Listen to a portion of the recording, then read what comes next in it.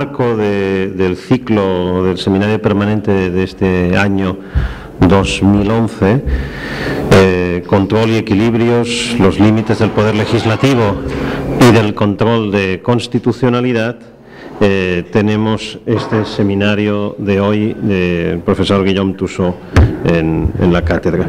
Seminario que además ha cambiado de fecha y por razón no imputables a Guillaume, sino más bien a mí, y por eso también quiero agradecerle su disponibilidad tanto para venir como para incluso todos los cambios y las molestias implicadas. Guillaume es, yo diría que uno de los jóvenes filósofos de buenos días.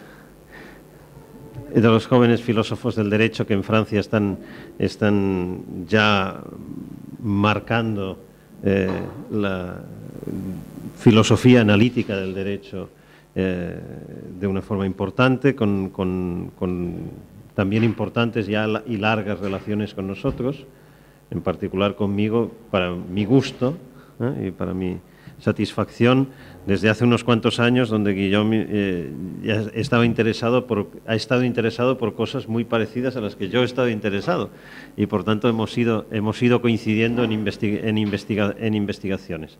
A pesar de esos mutuos intereses, es la primera vez que Guillaume está aquí en Girona para dar un seminario, lo que es una satisfacción muy grande para nosotros.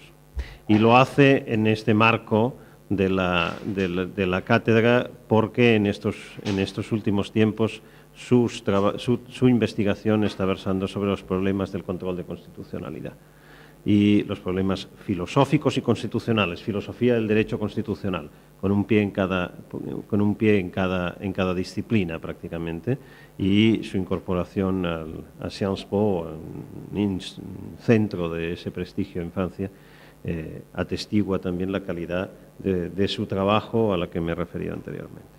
En fin, nada más, esto es muy informal, tan serio como informal, por tanto, pues en torno a 40-45 minutos si quieres usar para la exposición, y después tendremos el debate. Bienvenido. Muchas gracias, Jordi. Te agradezco para la invitación y no era muy difícil para mí cambiar las fechas porque tenía ganas de venir. Pues, cada fecha hubiera sido correcta. Es un placer inmenso estar aquí de nuevo en Girona y por la primera vez en el seminario de tu cátedra de cultura jurídica. Hoy voy a hablar de los modelos de justicia constitucional, de los cuales me he ocupado durante unos años para criticarlos, y de próxima aparición es un libro que se intitula para acabar con los modelos de justicia constitucional, un ensayo de crítica, que es de próxima aparición en la Biblioteca Porua de Derecho Procesal Constitucional. Y con ese tema, hoy quiero relacionarlo con otras de mis preocupaciones, que son la filosofía analítica del derecho y más especialmente la teoría del derecho de Jeremy Bentham. Esta razón por la que pienso presentar hoy a los modelos de justicia constitucional como una falacia. Puedo relacionar los dos grandes temas. En la cultura jurídica francesa, porque estoy trabajando con Paul Kahn de Yale al mismo tiempo sobre la identificación de una cultura jurídica, cultura constitucional francesa específica. Pues lo que no se puede negar hoy es la difusión y la generalización al nivel del mundo de una forma de Estado que es la forma del Estado constitucional, con constituciones escritas que implantan derechos fundamentales, la separación de poderes, un poder jurisdiccional independiente, elecciones libres, etcétera, etcétera. Y más de todo, un órgano específico para garantizar todo eso, para garantizar que esos valores constitucionales sean protegidos y que esas instituciones funcionan bien, un juez constitucional. El problema es que hay varias formas de justicia constitucional en el mundo y el problema teórico es elaborar herramientas para manipular todos estos datos y para orientarse en el magma del derecho positivo. Una de las herramientas más prometedoras es la construcción de modelos de justicia constitucional y voy a insistir en la manera en que en Francia se ha trabajado con los modelos de justicia constitucional, porque me parece que la doctrina francesa es la que utiliza de la manera más extensiva y más intensiva esa teoría de los modelos, esa distinción entre dos modelos de justicia constitucional. La modelización permite dos cosas. Un modelo reagrupa para una apariencia de forma ordenada un número importante de datos dispersos, con el objeto de concederles así una coherencia de conjunto.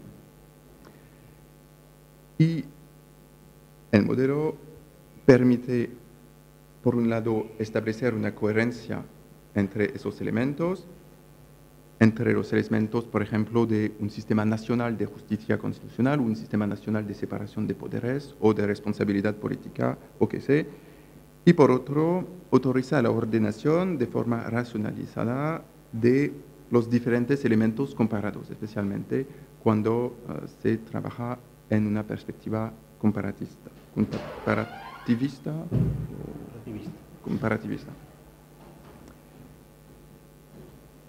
La ventaja de utilizar modelos es, para utilizar terminología de Ernst Mach, una de economía intelectual.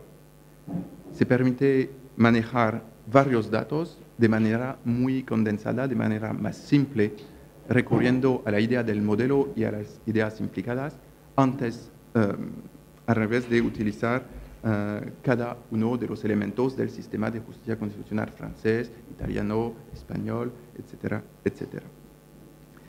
El otro objetivo de un modelo es de carácter explicativo.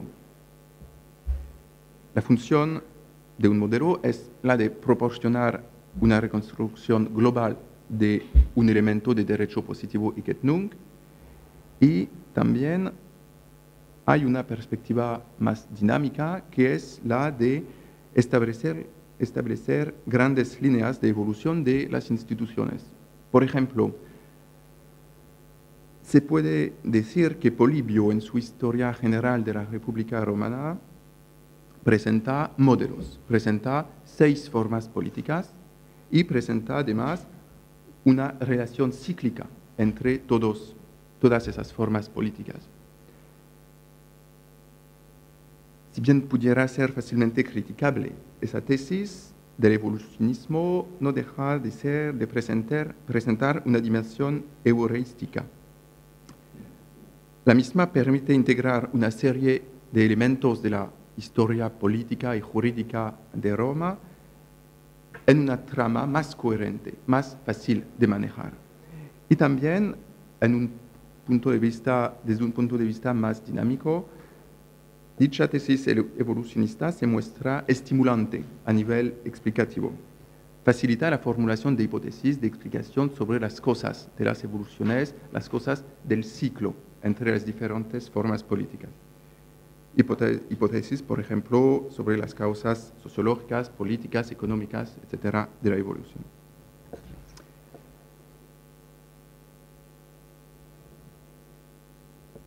Me detengo ahora sobre los modelos de justicia constitucional, tal y como aparecen en la doctrina francesa, en la gran mayoría de los manuales, de los trabajos para estudiantes y en la mayoría de los cursos. Hay dos modelos, como se sabe, uno americano, uno europeo de justicia constitucional. El primero es el resultado de la práctica de los Estados Unidos de América y de la decisión Marbury versus Madison. Hay 5 criterios para definir ese modelo que se encuentran en casi todos los libros en Francia. Primero, el control de constitucionalidad en el modelo americano es descentralizado o difuso. Cada juez puede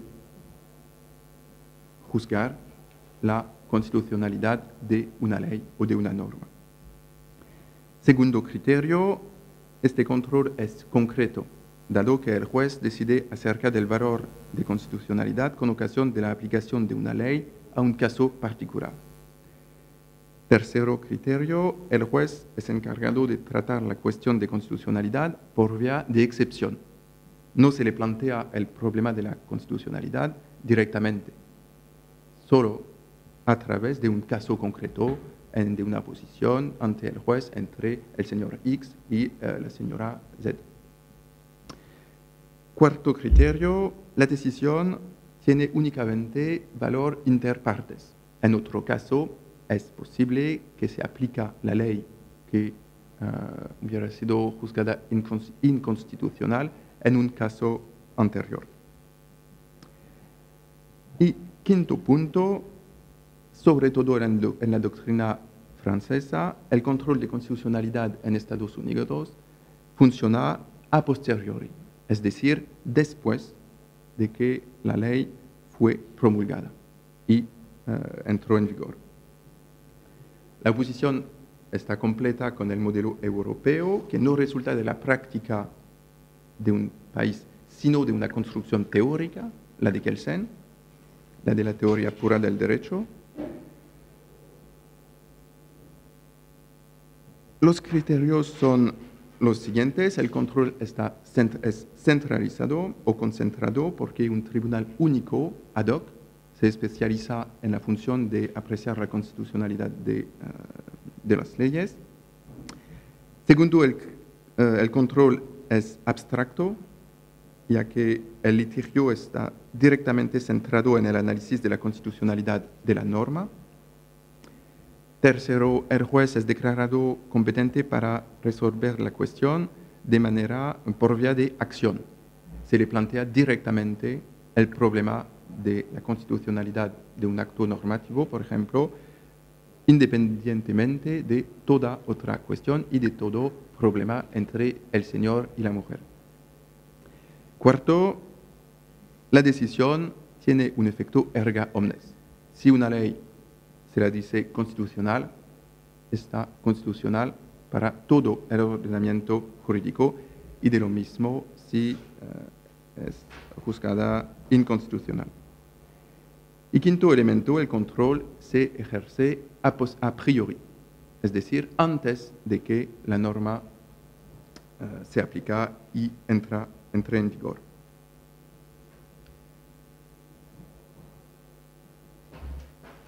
Esa presentación de los modelos me parece que representa 3 falacias de diferentes órdenes. Una falacia empírica, una falacia teórica y una falacia política. Una falacia, según mi autor de referencia, Bentham, puede definirse de la manera siguiente.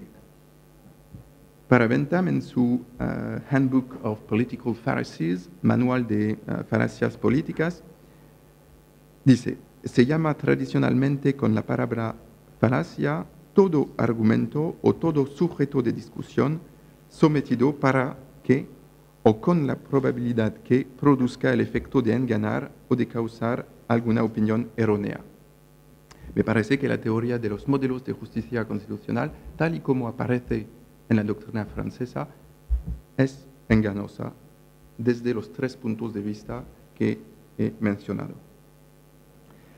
Falacia a nivel empírico, primero.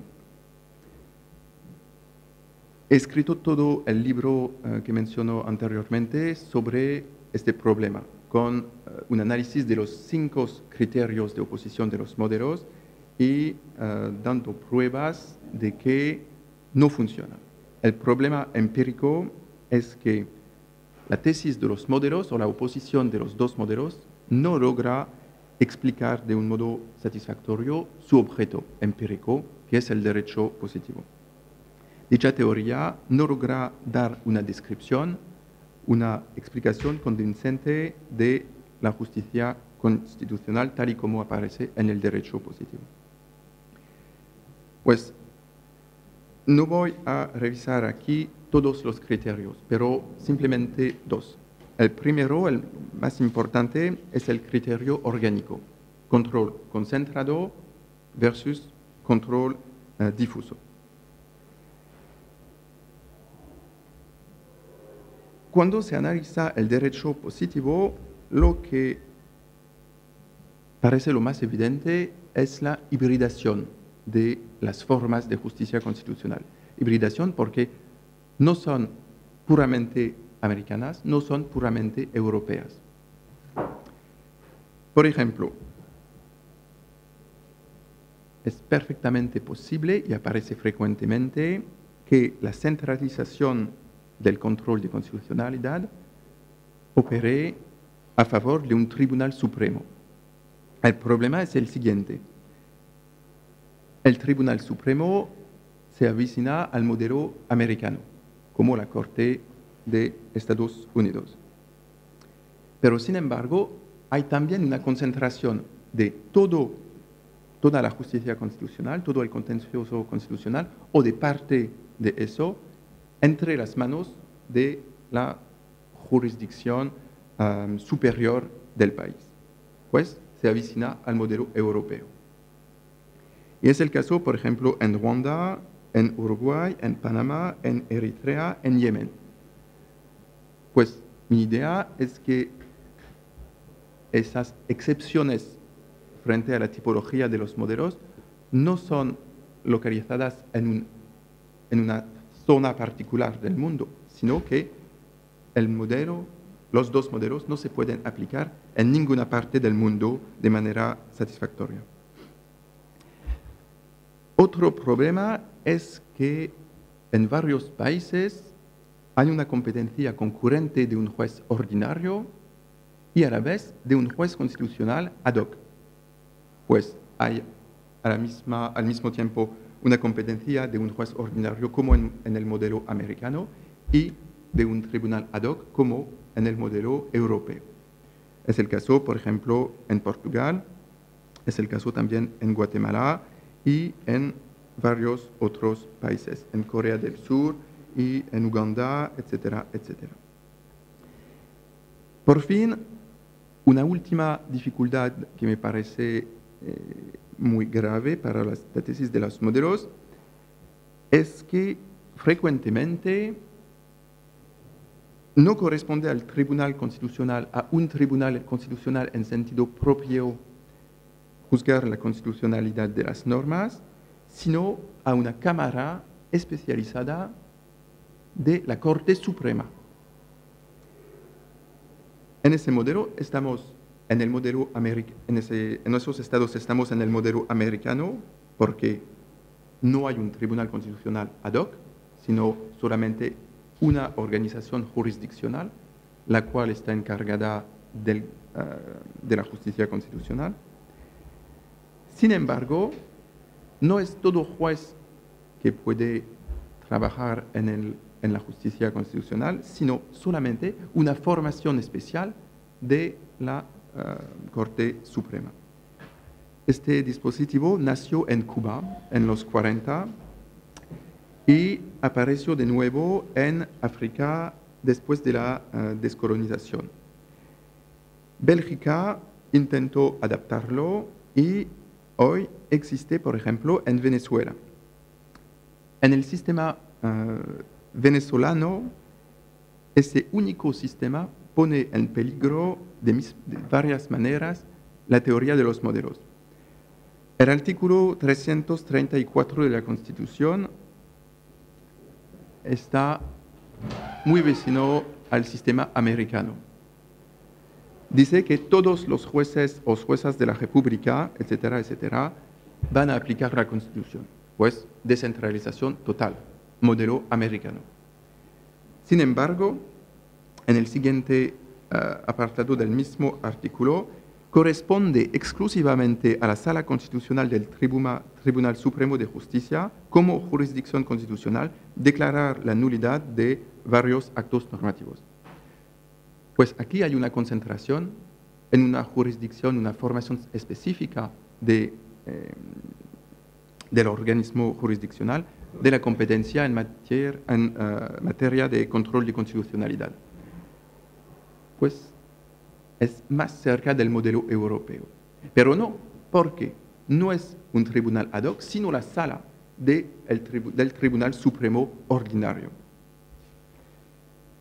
Pues tengo varios ejemplos de críticas similares que me parece empíricamente permiten decir que hay una falacia en la utilización de la oposición entre dos modelos de justicia constitucional, falacia empírica, porque simplemente no puede servir de herramienta satisfactoria para analizar, para estudiar su propio objeto. Voy a insistir en el quinto criterio, el del control a priori versus control a posteriori. Me detengo en ese criterio porque antes de la reforma de 2008 en Francia, el Consejo Constitucional solo tenía la capacidad, el poder de apreciar la validez de normas de leyes antes de que se publicaran. Me parece, y eso anticipa con la falacia política, me parece que la construcción de los modelos, tal y como aparece en Francia, la insistencia en ese criterio es relacionada con una obsesión con el Consejo Constitucional y con la voluntad de presentar el Consejo Constitucional como una jurisdicción constitucional como las otras. Lo que aparece en el derecho comparado es que cuando tiene lugar el control a priori, lo que es bastante infrecuente en los países que conozcan control a priori de constitucionalidad, siempre ocupa un lugar muy marginal en la práctica. Apenas corresponde al modelo europeo de jurisdicción constitucional porque no estaba propuesto por Kelsen para la Constitución de Austria en los años 20. Y solo se introdujo en la Constitución austríaca después de 1925. Y en la práctica no hay una importancia mayor. Y también es importante notar que en los Estados Unidos de América se conocía el control a priori antes de que se adoptó la Constitución de Filadelfia. En el estado de Nueva York había un control a priori, no puedo dar los detalles, pero funcionó. Más de 6.000 textos legislativos fueron examinados por esa jurisdicción, por ese consejo a priori. Y casi 200 fueron declarados inconstitucionales. Pues había una práctica americana del control a priori. Pues no me parece empíricamente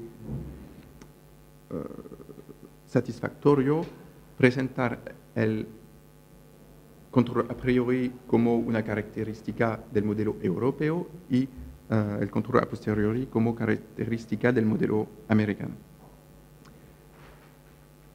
Pues empíricamente la oposición de los modelos no resulta adecuada para el análisis del derecho positivo.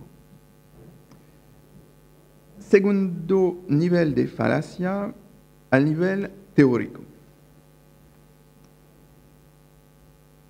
Hay dos series de problemas.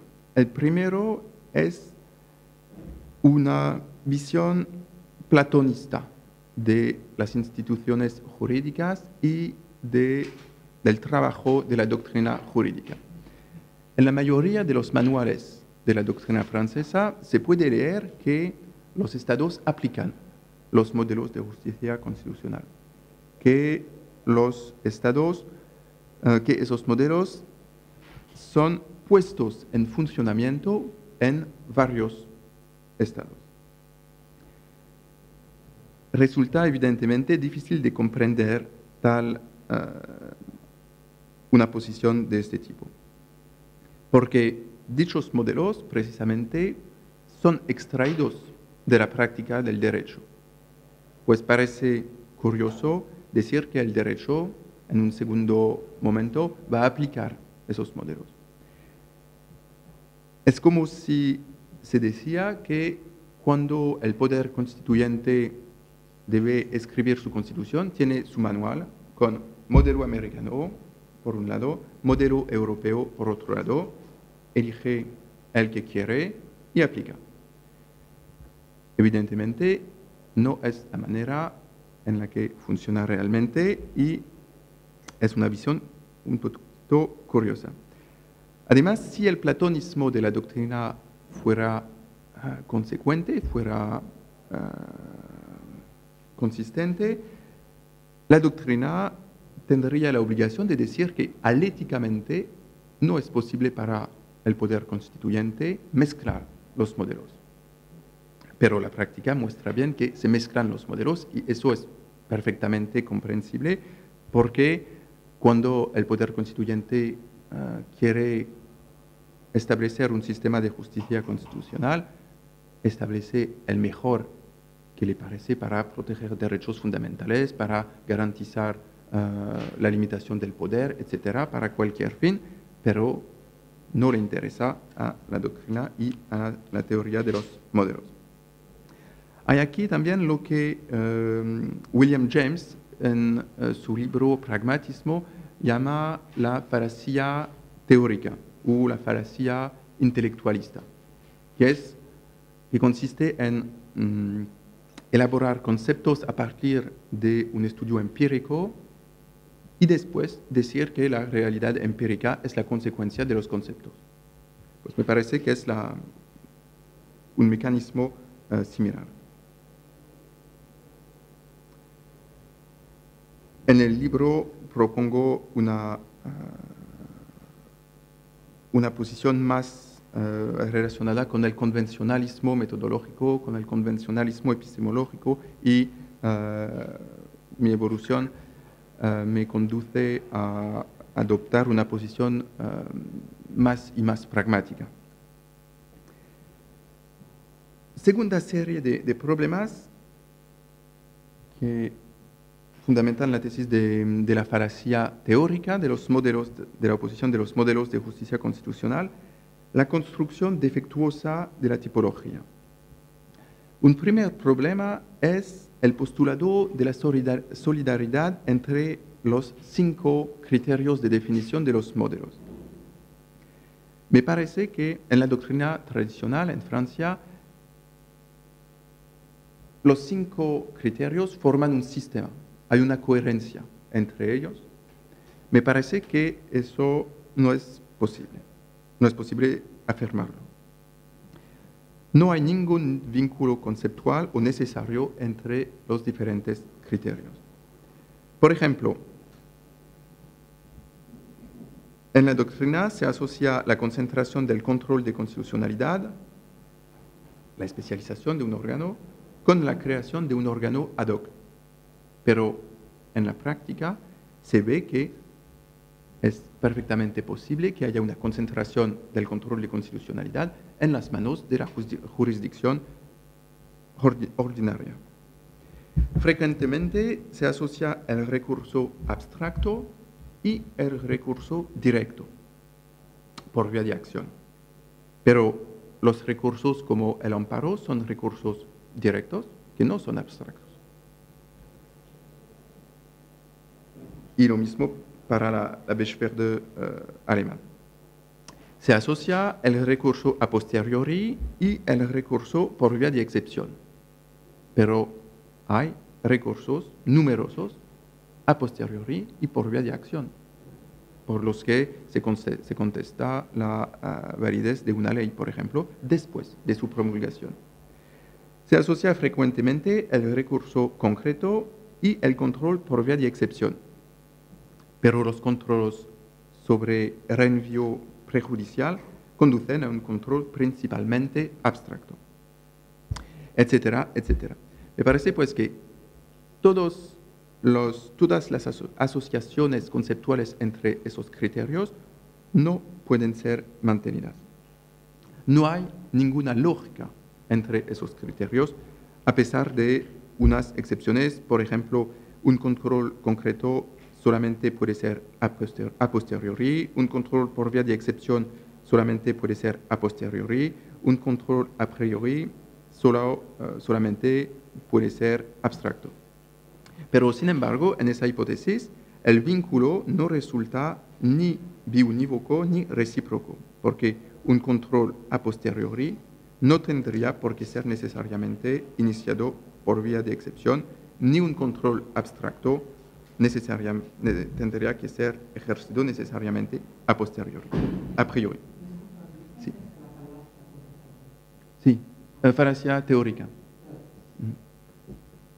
Pero mis argumentos también son empíricos, porque es del derecho positivo en el que me fundamento para mostrar que esos conceptos no tienen la validez universal que se pretende. Segundo problema es la sobrevalorización de unas consideraciones, por ejemplo, la sobrevalorización del contencioso relativo a la validez de las leyes formales, tal y como aparecen esos dos modelos en Francia. Sin embargo, como se sabe, los jueces constitucionales tienen muchas otras funciones. Por ejemplo, control de las elecciones, de los referéndums, control represivo para la defensa de la Constitución, funciones como alto tribunal, tribunal de conflictos, etcétera, etcétera. Y en Francia es Louis Favoreux que considera especialmente que no se puede hablar propiamente de una jurisdicción constitucional sin que ella tenga la competencia de juzgar la validez de las leyes.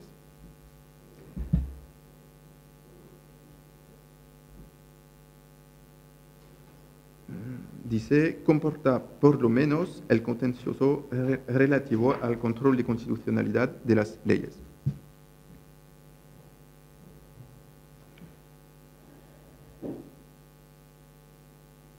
Último problema teórico. Cuando se establece una clasificación como la de los modelos de justicia constitucional, las clases tienen que ser mutuamente exclusivas y conjuntamente exhaustivas. Pero la doctrina francesa se encuentra con un dilema. Bien, primera posibilidad, adopta una clasificación metodológicamente correcta, pero no puede dar cuenta de su objeto. Segunda posibilidad, pretende dar cuenta de su objeto, pero metodológicamente le es necesario abandonar la coherencia, abandonar la manera correcta de establecer clasificaciones. Es lo que se ve. En la mayoría de los ejemplos, no voy a mencionarlos, y el argumento es que esas simplificaciones tienen un valor pedagógico.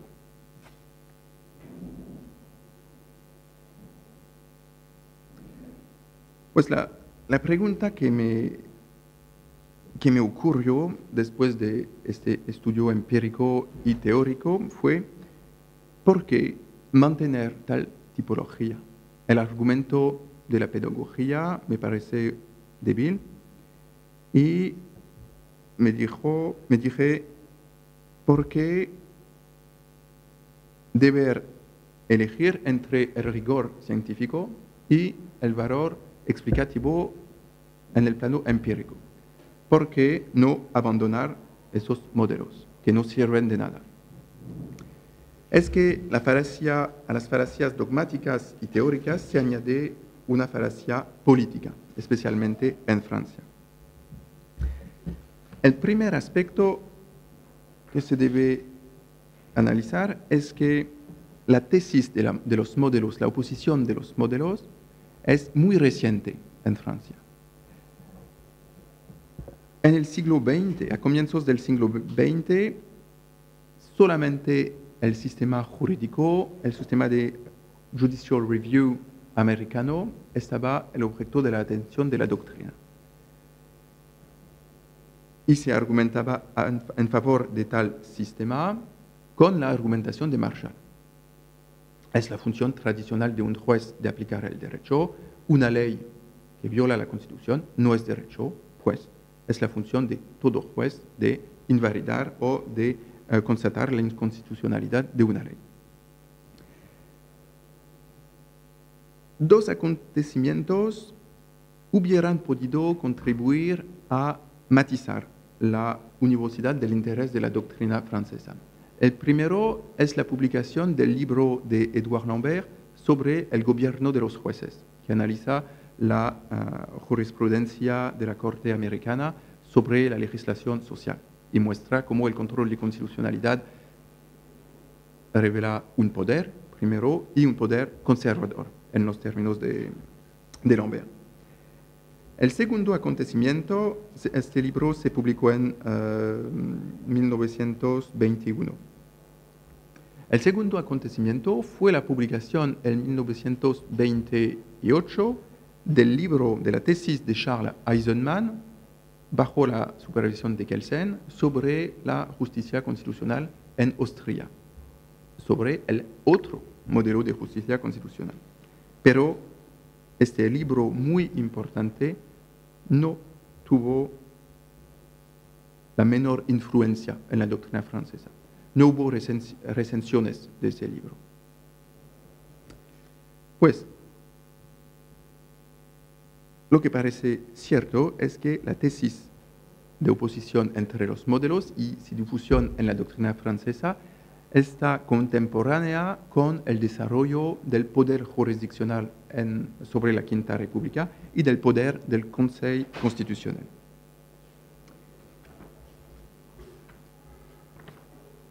El autor más importante en este respecto es Louis Favoreux, que fue decano en la Universidad de Aix-en-Provence y que estableció la Escuela del Derecho Constitucional de Aix-en-Provence.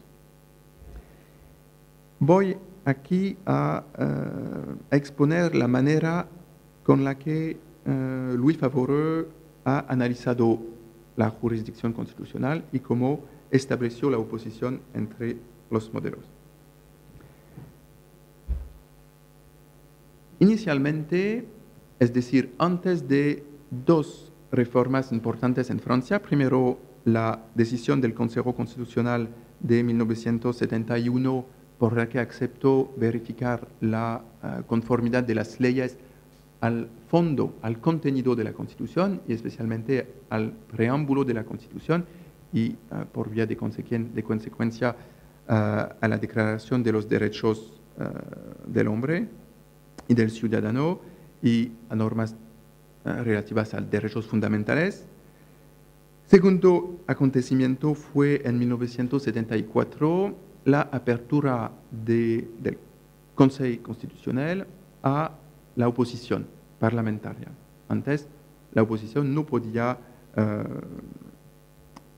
pedir al Consejo Constitucional que verifique la validez de una ley.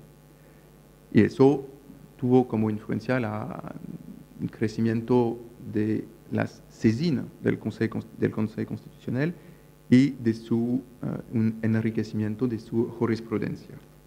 Pues, Antes de esos dos acontecimientos, Favoreux sitúa al Consejo Constitucional totalmente al margen del movimiento universal de desarrollo de la justicia constitucional. Escribe Favoreux: el Consejo Constitucional es por tanto una jurisdicción constitucional. Sin embargo, se trata de un tipo especial de jurisdicción constitucional que no ha sido creada a partir de modelos preexistentes. Es una frase muy relevante, muy interesante frente a lo que va a escribir después. No ha sido creada a partir de modelos preexistentes y que tampoco se aproxima a ninguna categoría conocida. Escribe eso en 1967. Sin embargo, la tesis de los modelos de justicia constitucional es la de Favoreux. ¿Cuál es su retórica? La primera etapa consiste en construir una especie del género justicia constitucional tan legítimo e indiscutible como representativo de ese género como el Judicial Review americano. De ese modo aparece desplegada lo que Favoreux llama la especificidad de este modelo europeo, pero igualmente su pertenencia al sistema general de la jurisdicción constitucional. Entonces se construye el modelo europeo a partir de una oposición rasgo por rasgo con el sistema y las características del sistema identificado en los Estados Unidos. Eso permite a Favoreux poner fin al mito del Tribunal Supremo y de la exclusividad del modelo americano. Pues la primera etapa es establecer la dualidad de las formas de justicia constitucional. Después, el Consejo Constitucional se asocia al modelo europeo, construido aparentemente a fines propiamente científicas. Y se habla de una gran familia de jurisdicciones constitucionales.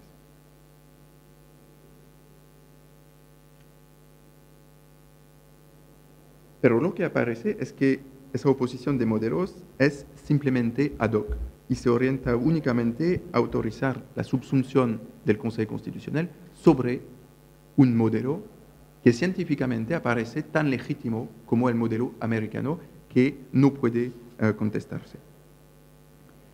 Y se insiste en el criterio que desarrolle del control a priori. El Consejo Constitucional es el único tribunal constitucional en el mundo que antes de la reciente reforma solamente podía actuar antes de la promulgación de las leyes. Pues si se define el modelo europeo como un modelo donde el control está concentrado, abstracto, por vía de acción, con efecto erga omnes y a priori, el Consejo Constitucional es el ejemplar más perfecto del modelo europeo. Pero también el modelo europeo incluye estados como Alemania y España, que se caracterizan por los recursos de protección de los derechos fundamentales, Italia con su sistema de review prejudicial y la Francia con su especificidad de control a priori. Y Favoreux menciona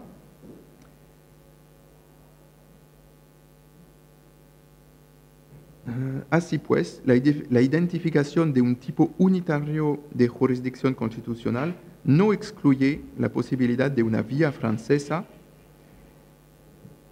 que, si bien parece próxima a un tipo unitario europeo, presenta sus propias características. Y como señala Favoreux, dada la experiencia positiva extraída para el sistema francés, podemos concluir que la comparación precedente pone de manifiesto que la confrontación con las experiencias extranjeras no resulta necesariamente desfavorable.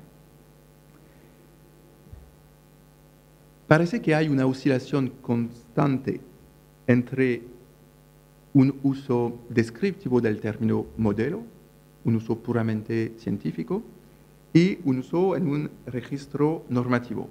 Modelo como, para mencionar otro término de Bentham, modelo en un sentido eulogístico, en el sentido de norma que se debe seguir y no simplemente modelo como sistematización científica artificial de una realidad, de un magma del derecho positivo. ¿Cómo justifica Favoreux la elaboración de los modelos? En algunos escritos dice que esa oposición es la de Capelletti, pero no me parece convincente.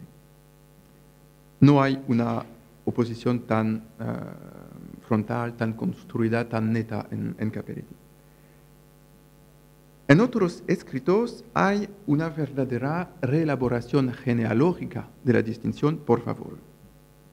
Imputa la autoría de la clasificación a Kelsen, del que exhuma un artículo que publica en el primer número de su Revue Française de Droit Constitutionnel, que establece en los años 1990, un artículo de Kelsen sobre Judicial Review of Legislation, a comparative study of the Austrian and the American Constitution, en el que Kelsen pone en oposición lo que pasa en los Estados Unidos y lo que pasa en Austria, pero no es posible ver la oposición de los modelos tal y como la he presentado en este escrito de Kelsen. Y después Favoreux utiliza la tesis de Eisenman, la tesis de 1928. La publica de nuevo en 1986, ampliándola, con un prefacio de Georges Vedel. A la época era un miembro del Consejo Constitucional y un miembro influyente en la jurisdiccionalización del trabajo al interior del Consejo Constitucional, y añade al libro de Eisenman un estudio propio de Favoreux sobre la modernidad de los puntos de vista de Eisenman sobre la jurisdicción constitucional. De este modo, Favoreux da a su tesis de los modelos de justicia constitucional una doble legitimación por el nombre de sus autores pretendidos, y sitúa esa oposición de los modelos en la filiación de la defensa más famosa, por supuesto, de la natura jurisdiccional y no política, por oposición a Carl Schmitt, de la defensa de la Constitución. También la oposición de los modelos no parece su creación en los 80, pero le da una antigüedad y una inscripción en una tradición doctrinal muy prestigiosa. Uno de mis argumentos para decir que es Favoreux quien inventa la oposición de los modelos, tal y como funciona y tal y como está poderosa en la doctrina francesa, es que si se lee los manuales, antes de un artículo de Favoreux de 1986 titulado Modelo Europeo y Modelo Americano de Justicia Constitucional, no se menciona a los modelos en los manuales. Pero después de esa fecha, hay manuales que no cambian ni una línea de lo que escriben sobre justicia constitucional, pero que cambian el título del parágrafo y lo titulan Modelo Europeo y Modelo Americano de Justicia.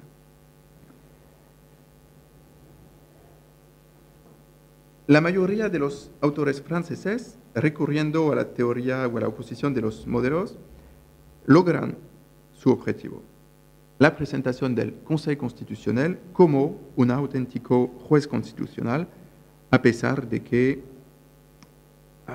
que hay varias críticas que pueden ser formuladas contra el Consejo Constitucional y que aparecen en la doctrina extranjera.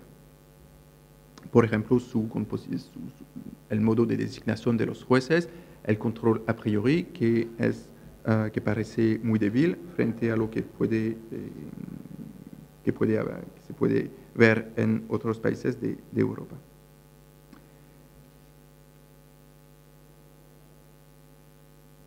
¿Cuál es el objetivo logrado? Para concluir, he hablado de una falacia política. ¿En qué sentido política? En primer lugar, se puede tratar de promover en un plano político, en el sentido clásico, la función del Consejo Constitucional y legitimarlo a pesar de que las designaciones son políticas, a pesar de que funciona de manera totalmente secreta, etcétera, etcétera.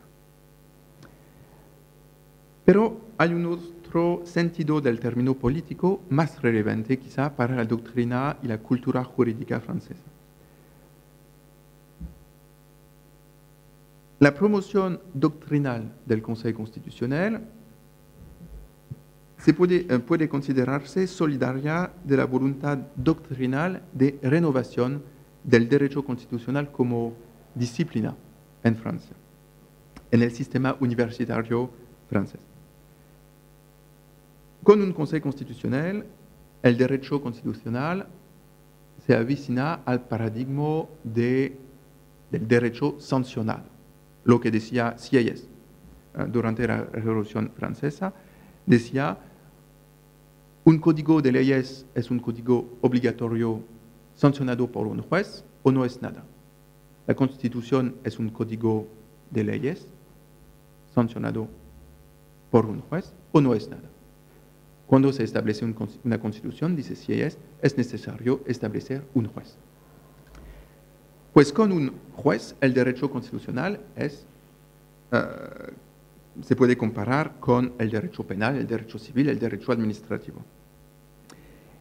Y lo que se ha mostrado es que, tanto en un plano sociológico como en un plano teórico, la sanción de la ley, cuando es inconstitucional, permite que exista el derecho constitucional como objeto, lo que permite, en un segundo momento, la existencia de una ciencia del derecho constitucional que comenta el trabajo del Consejo Constitucional. Y de manera insensible, la jerarquía de normas garantizada a través de la existencia del Consejo Constitucional permite acreditar una forma de jerarquía entre las disciplinas que se encargan del estudio de las diferentes normas. Y Favoreux y su escuela han intentado promover la disciplina del derecho constitucional como una disciplina de mayor interés, de mayor importancia frente a las otras disciplinas. Especialmente insistiendo en la protección de las libertades públicas, de los derechos fundamentales. En la Universidad Francesa, las libertades públicas, son las libertades que están consagradas al nivel legislativo. Y son los administrativistas que enseñan esas libertades públicas. Al revés, los derechos fundamentales son derechos de nivel constitucional o internacional, pero de todo modo supralegislativo. Y los que enseñan derechos fundamentales son los constitucionalistas. Y en un manual de derechos fundamentales, Favoreux señala, no es en el manual mismo, sino en el avant-propos, en el prefacio del manual. Los derechos fundamentales constituyen un conjunto o un sistema independiente de las materias concernidas. Es decir, los derechos fundamentales son independientes en su conjunto del derecho civil, del derecho del trabajo, del derecho penal, del derecho mercantil, etcétera, etcétera. Y añade, en consecuencia, no resulta necesario conocer todas y cada una de las disciplinas aquí enumeradas para poder recibir las enseñanzas concretas acerca de los derechos fundamentales. Toda disciplina debería en el momento de ser enseñada haber sido ya previamente inseminada por los derechos fundamentales. Pues hay una visión hegemónica al beneficio de los constitucionalistas. Eso es parte de una lucha entre publicistas, por un lado, y los que enseñan el derecho privado, y al interior de... bueno, hay tres niveles: juristas versus profesores de ciencias políticas. Con el Consejo Constitucional, el derecho constitucional realmente es derecho y nada más ciencias políticas. Segunda lucha, derecho público versus derecho privado. Tercero nivel de lucha, derecho constitucional versus derecho administrativo. Para la redacción de manuales, para cursos, para puestos en la universidad, etcétera, etcétera. Pues me parece que la falacia a nivel político, en el sentido que he dado al término, se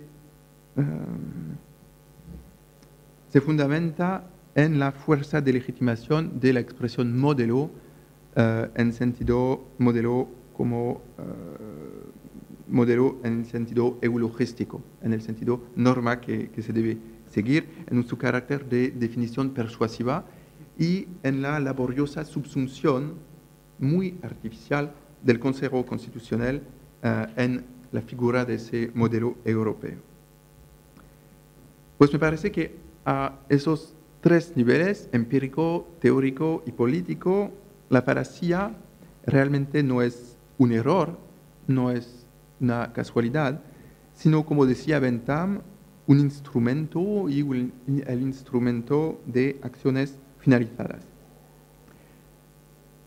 No puedo decirlo por causa de la cámara, pero otros estudios míos o de otros autores quizá podrán decir si esa falacia es el instrumento de lo que Bentham llamaba sinister interest o no. Gracias.